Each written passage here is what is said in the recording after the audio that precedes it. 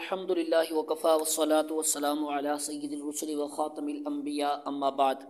محترم سامعین، جب لشکر اسلام اور طلحہ اسدی کا لشکر دونوں لشکر مکمل طور پر تیار ہو گئے تو حضرت خالد رضی اللہ تعالی عنہ نے اسلامی لشکر کے جانبازوں کو بزاغہ کی طرف بڑھنے کا اشارہ دیا تو اسلام کے یہ شاہین ایک دم بزاغہ سے 1 میل کے فاصلے تک قریب پہنچ گئے اور وہاں پڑاؤ ڈالا۔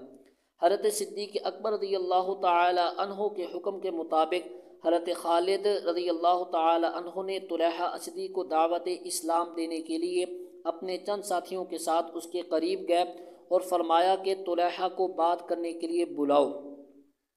جب طلحہ آ گیا تو حضرت خالد نے اس سے کہا کہ تم نے اسلام چھوڑا ہے، اب دوبارہ اسلام میں داخل ہو جاؤ، ہم تم کو چھوڑ دیں گے۔ طلحہ نے نہایت متکبرانہ انداز سے کہا، میں گواہی دیتا ہوں کہ اللہ ایک ہے اور یہ گواہی بھی دیتا ہوں کہ میں نبی اور رسول ہوں۔ میرے پاس فرشتہ آتا ہے جس کا نام ذوالنون ہے، جس طرح محمد صلی اللہ علیہ وسلم کے پاس جبریل آیا کرتا تھا۔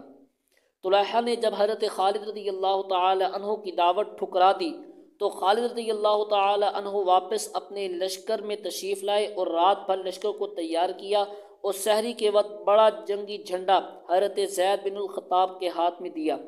انصار کا جھنڈا قیس بن شماس کے حوالے کیا، بنی طے کا جھنڈا حضرت علی رضی اللہ تعالی عنہ کو دیا اور خود پیدل ہو کر لشکر کو درست کرنے لگے۔ ادھر طلحہ اسدی نے عمومی قیادت عیینہ بن حسن کے ہاتھ میں دے دی اور خود 40 بہادر نوجوانوں کے پہرے میں جا کر خیمے میں بیٹھ گیا اور کہا کہ میں ذوالنون کی وحی کا انتظار کر رہا ہوں۔ حضرت خالد رضی اللہ تعالی عنہ نے اپنی فوجوں کو عمومی حملے کا حکم دے دیا۔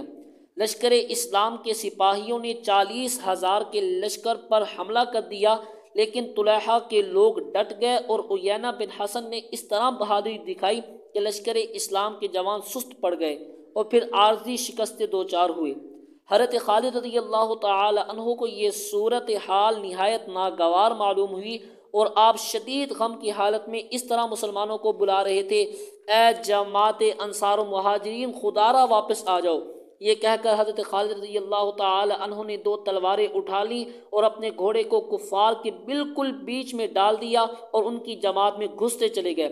مسلمان حضرت خالد رضی اللہ تعالی عنہ کو اس طرح آواز دے کر بلا رہے تھے، آپ تو لشکر اسلام کے امیر ہیں، آپ کو اس طرح گھس کر آگے نہیں بڑھنا چاہیے۔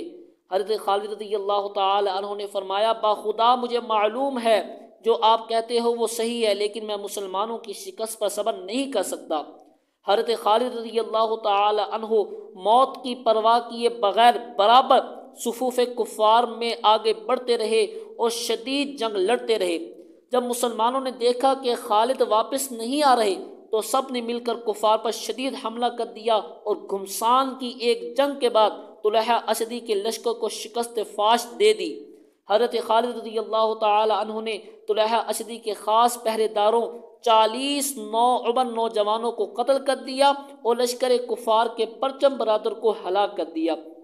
اس طرح کفار کے کئی لوگ مارے گئے اور کئی قیدی ہو گئے اور اس مرحلہ میں مسلمانوں نے ایک حد تک جنگ جیت لی۔